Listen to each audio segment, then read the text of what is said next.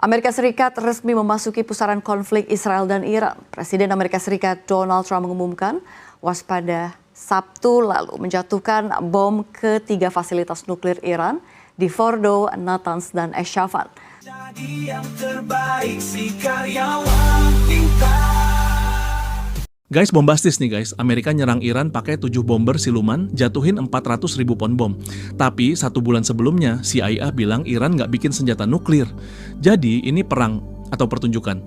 Kalau kebenaran bisa diubah cuma karena 1 pidato, kita semua bisa jadi target berikutnya. Dan yang meledak nanti bukan cuma bom, tapi logika, kepercayaan, dan stabilitas dunia. Lo pikir lo udah tahu segalanya? Yuk tonton video ini hingga selesai.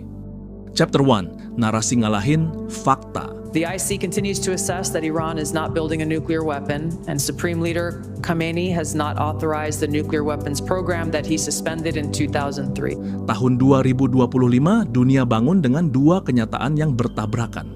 Di satu sisi, seluruh badan intelijen Amerika, CIA, Defense Intelligence Agency, bahkan Direktur Intel Nasional, kompak bilang Iran tidak sedang membangun senjata nuklir. Tapi hanya beberapa minggu kemudian, Presiden Amerika naik ke podium lalu menyatakan Iran tinggal beberapa minggu lagi dari punya bom atom. Gak ada dokumen baru, gak ada inspeksi tambahan, gak ada foto satelit tambahan, yang berubah cuma 1. Opini dari orang yang paling berkuasa. Dan lu tahu apa yang terjadi? 7 jet bomber siluman B-2 lepas landas dari pangkalan di Missouri. Terbang ribuan kilometer, ngelilingin Laut Tengah dan ngejatuhin bom seberat 400.000 pon ke Natanz, Fordo, dan Esfahan, 3 fasilitas nuklir Iran yang katanya aktif.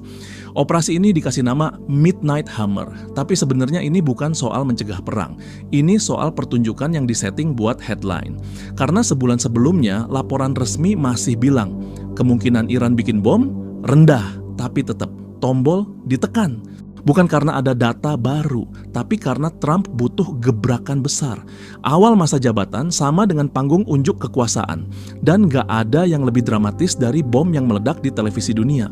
Kalau 1 pidato bisa ngebatalin kerja keras badan intelijen, maka perang bukan lagi soal fakta, tapi soal siapa yang paling jago bikin cerita dan paling keras suaranya.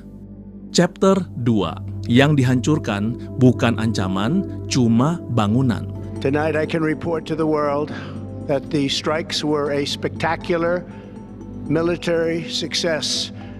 Iran's key nuclear enrichment facilities have been completely and totally obliterated.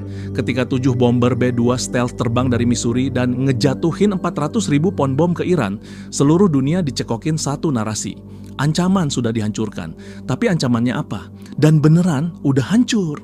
Sebelum bom dijatuhin, satelit mata-mata Amerika dan bahkan sumber open source nunjukin satu hal mencurigakan. Fasilitas nuklir Iran yang jadi target kayak Natanz dan Fordo tiba-tiba sepi. Truk-truk logistik besar yang biasa nongkrong di situ udah pada kabur.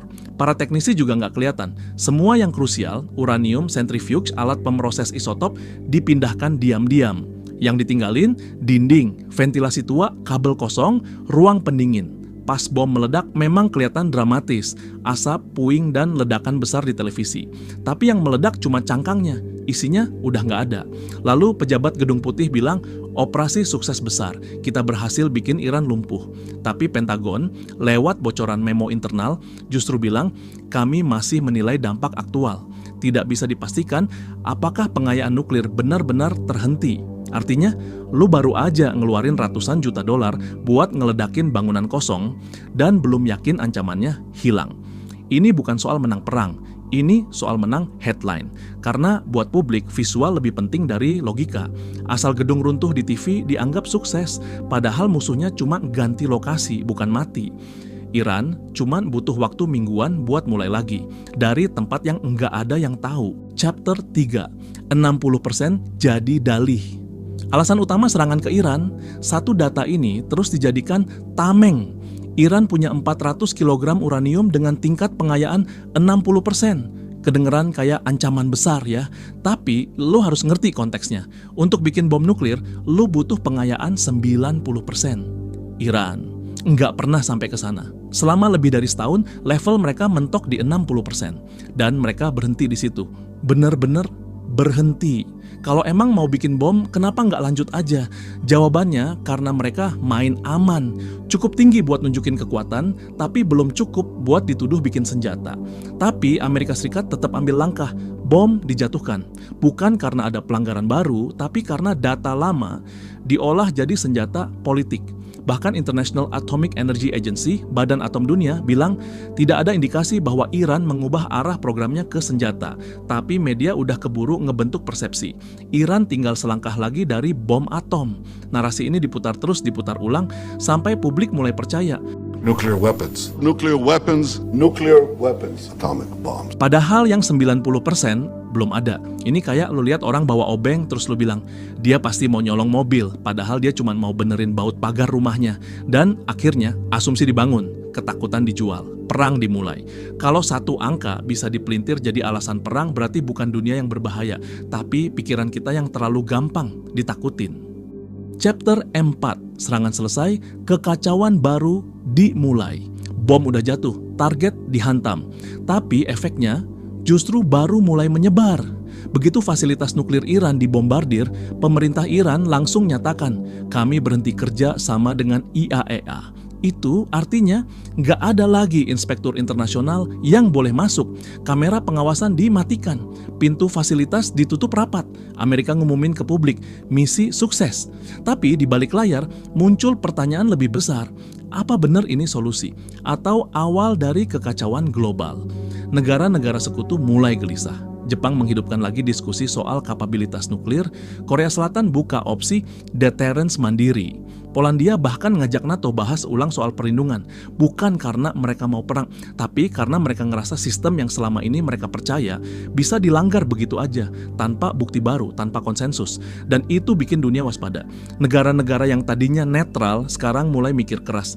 Kalau hari ini Iran, besok siapa?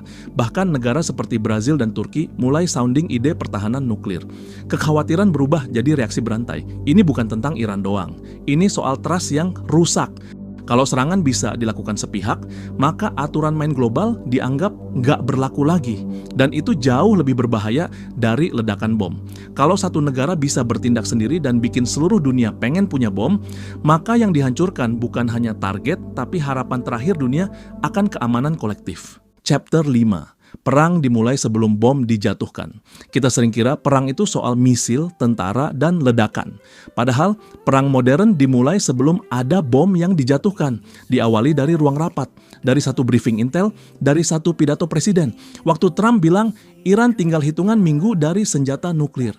Padahal seminggu sebelumnya DIA, CIA, NSA semua sepakat Iran belum membangun senjata. Tidak ada indikasi baru. Tapi kalimat itu keluar dan langsung jadi pembenaran buat serangan. Faktanya nggak berubah, data nggak nambah, yang berubah cuma cara cerita disusun. Inilah panggung yang sebenarnya. Pemerintah butuh show of force, dan media global tinggal nunggu skripnya dibagikan. Bom diluncurkan, tayangan ditampilkan, opini digiring, tapi apa dampaknya? IAEA ditendang keluar, kepercayaan internasional anjlok. Negara sekutu mulai bertanya, kalau hari ini Iran, besok siapa? Jepang, Korea Selatan, bahkan Brasil mulai sounding soal kapabilitas nuklir mandiri.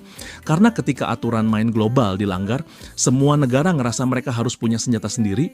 Kalau semua negara berlomba buat bikin bom, maka kita nggak lagi hidup dalam dunia damai, tapi duduk di atas tong mesiu. Kalau satu pidato bisa memicu krisis global, maka perang bukan dimulai dari medan tempur, tapi dari panggung politik penuh kebohongan. Gua udah kasih lo narasi yang gak dibaca di headline, gua tunjukin gimana cerita bisa dibengkokin, gua ajak lo buka mata. Sekarang giliran lo. Lo mau terus percaya versi yang disuguhkan, atau mulai nyari fakta di balik layar? Tulis di komentar. Lo masih yakin semua perang itu demi keamanan? Atau ini cuma show politik demi citra dan kursi kekuasaan?